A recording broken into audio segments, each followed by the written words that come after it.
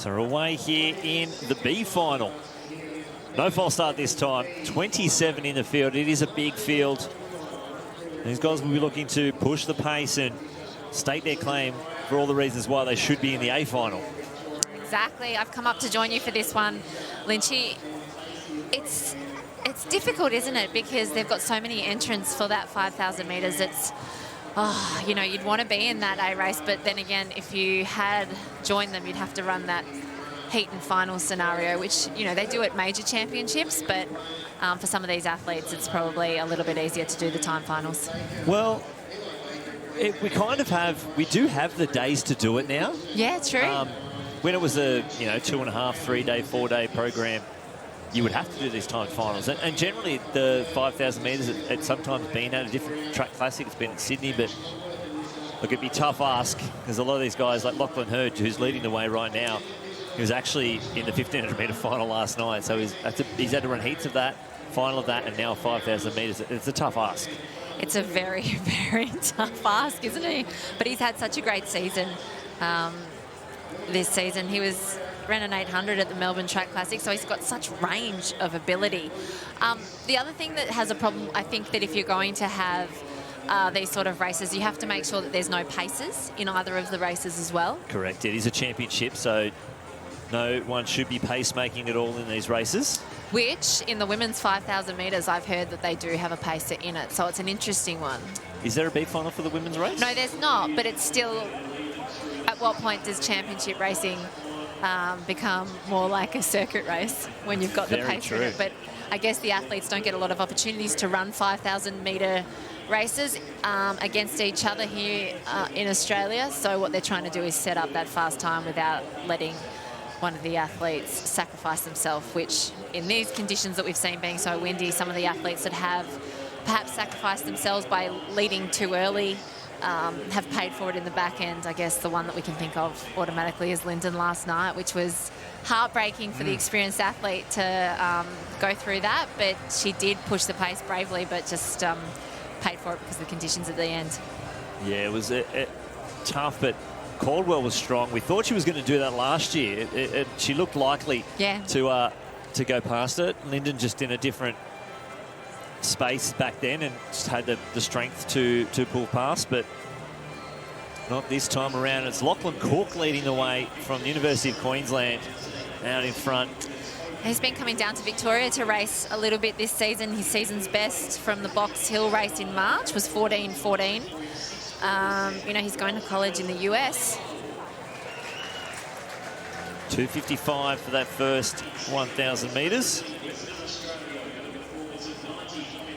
There might be a few of these athletes hopefully trying to get themselves under that 14-minute mark. Now, last year in the B race at the Sydney Track Classic, the first two across the line went under 14 minutes, and then we saw a whole bunch of them go under in the A race, but you can see it's fast because they've stretched it out straight away. Yeah, the distance fraternity in Australia, they would have spoken to each other because you're right, they would have come in, and I remember last year there was a lot of really disappointed athletes that had been put into that B race. And unfortunately, it's not like the days of old where you would have occasionally the B race with the slower athletes. We have incredible talent. All of these guys in this race are fabulous and have that ability in years gone by to be in an A race and push, for the top of the field. But when you do have such quality middle distance and distance racing in the country of Australia at the moment, we're in a good position where you break the field up, you've still got a great B race. Well, it's Cook, Hurd, and then just behind him, Drew Fryer in the Remy Botany blue and gold, leading this field around the track. 9 laps to go.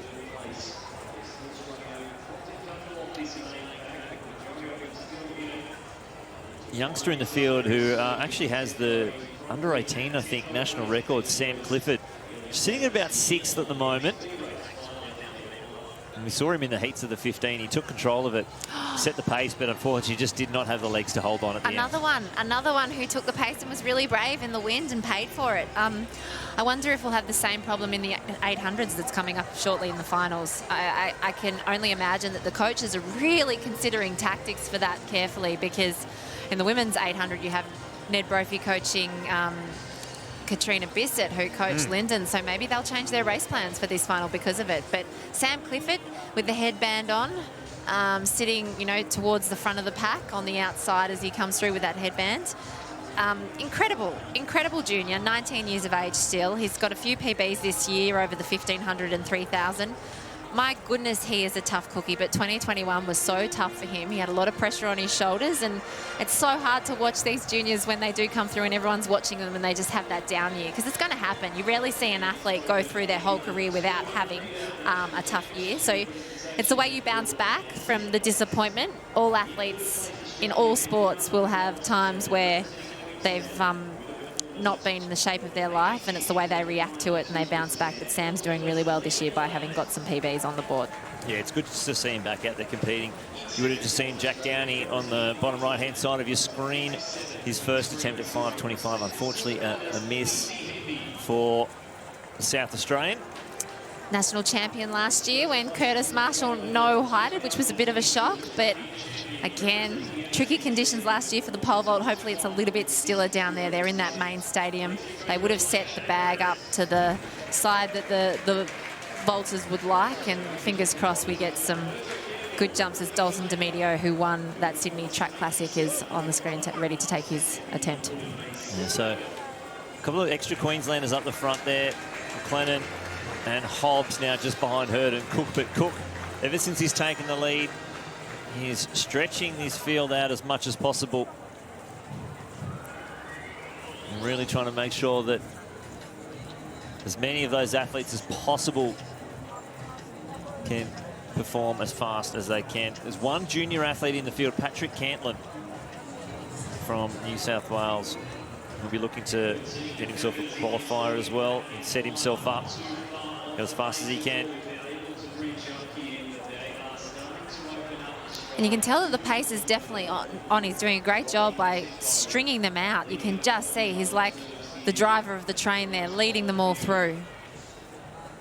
Really nice tempo that he's set, and all the athletes there, they look so smooth and relaxed. They'll be making sure that they're concentrating on that relaxation, because they know that in a few laps' time that kick's going to come and they're going to have to be fresh enough to be able to go with it. So it's all about, in these middle laps, just keeping the tempo turning over, controlling, making sure that you're covering all the moves that could possibly come through, and staying relaxed. I can't emphasize enough how important it is as a runner to stay relaxed.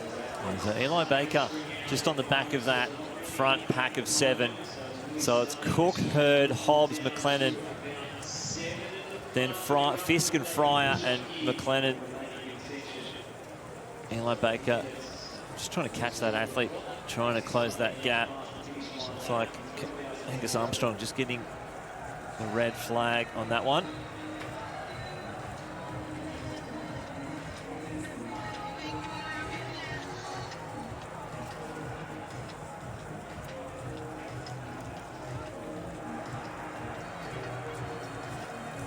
So Cook still with the lead. We've got a breakaway group here. Cook, Hurd, Hobbs, McLennan, Fisk, Fryer, Baker. And that looks like hip number 12, Bailey, Rozeki, Hintz.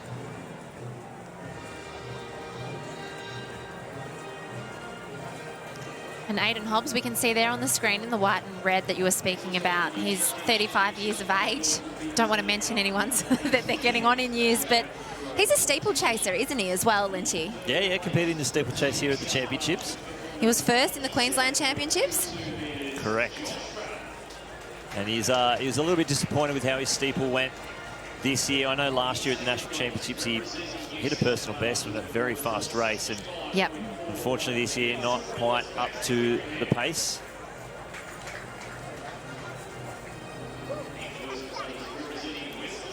A little breakaway here again. Cook, Hurd, Hobbs, McLennan and Fisk just off the back of that as Downey on the runway for his second attempt at 5.25.